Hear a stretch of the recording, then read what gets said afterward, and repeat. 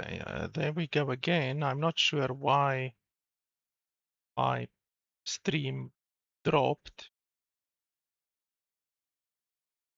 I'm not sure why it dropped.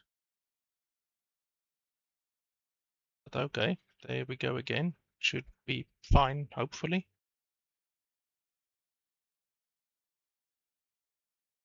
Hopefully it doesn't drop again.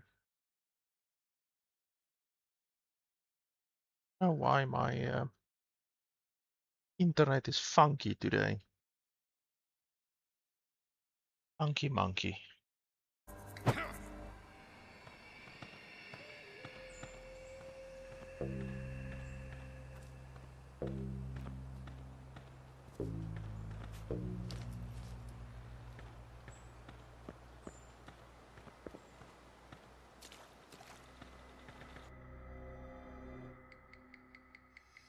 Hold F, then release when the bar reaches the marked zone.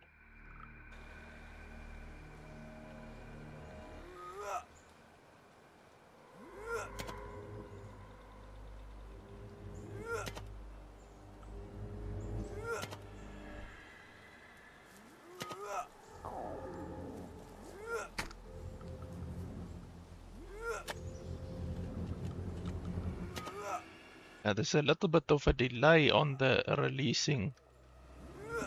You have to release a little bit for the actual thing. Now my hunger is so low, I mean, I don't have any food, so I can't do anything about that.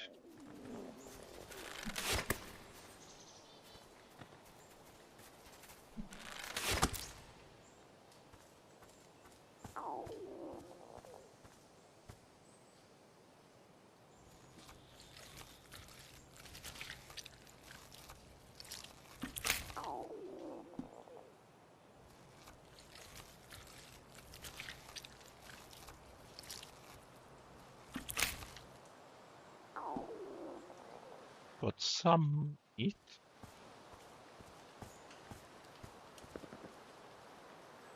There was a cotton plant here, but I don't think the cotton plant will actually give you anything. Or not anything to eat, at least. Press F when the sickle blade aligns with the dashed line.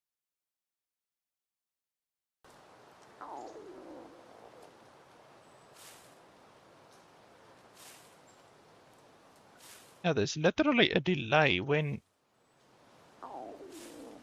you click. There's a fucking horrible delay, honestly.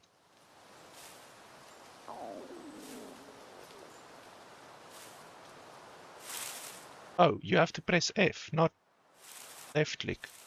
I was left clicking the whole time. What did I die? Okay.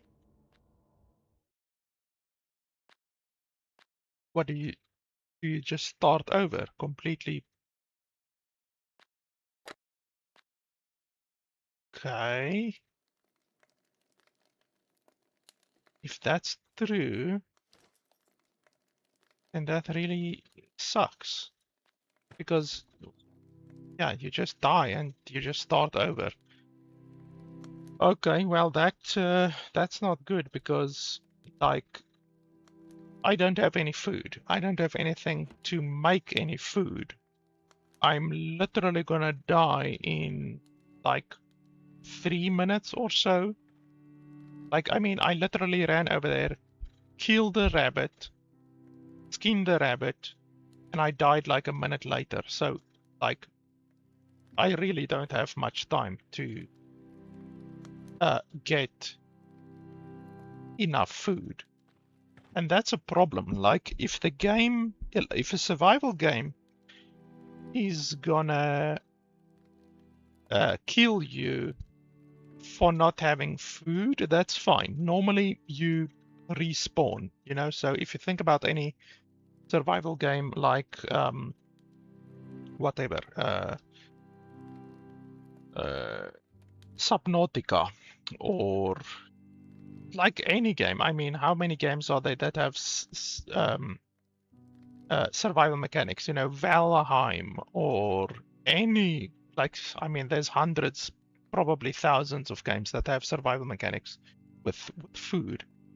Any game will send you back to the spawn, and then some games will send you back to the spawn and then drop your equipment on the ground, and that's basically your punishment, you know, your punishment for dying, you know. This game does something which is really brutal, and it forces you to go back to a save point. Now, if you don't have a way to get food, and you don't have food in your storage, then that's really brutal. That means you have to go and you have to load a save even earlier. You have to load one of the saves that's way earlier, and then basically you just have to prioritize food way more. Like, instead of going out and whatever, you know, harvesting the stone stuff that I did, for instance, you have to say fuck that, and you have to go out and search for food. You know, you have to go hunt food or whatever.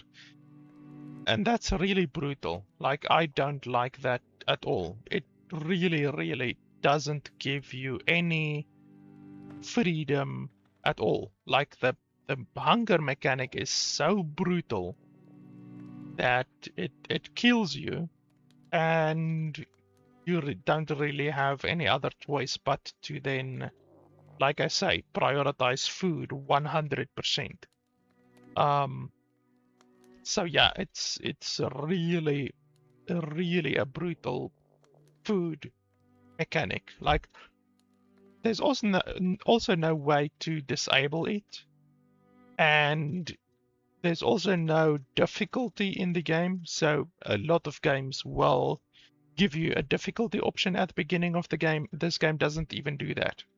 So the combat isn't difficult. I haven't found the combat being difficult, but the hunger is brutal. It's just so brutal. Honestly, it spoils the game.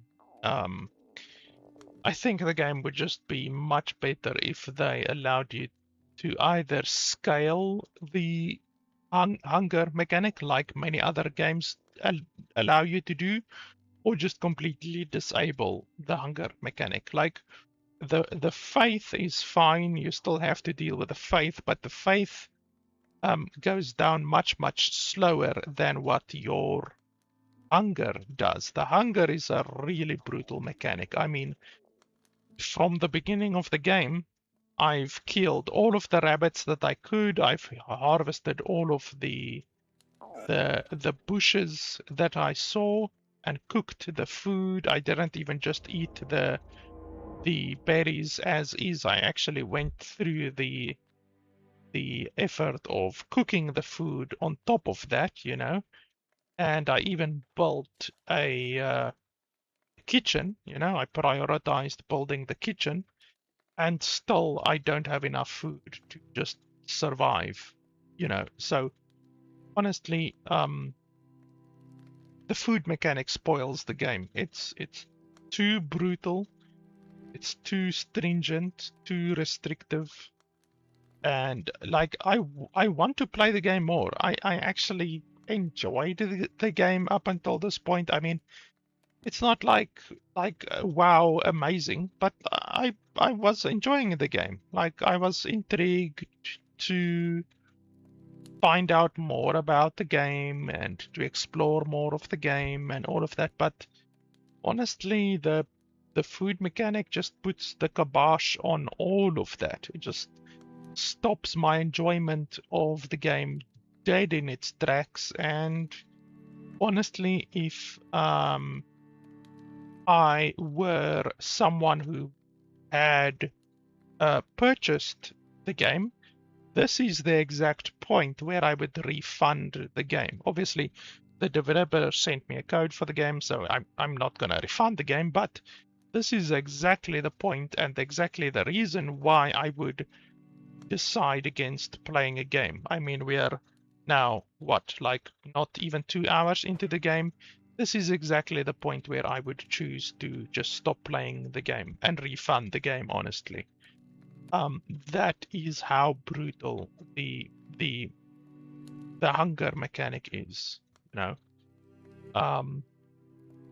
Like honestly, I was intrigued by the game.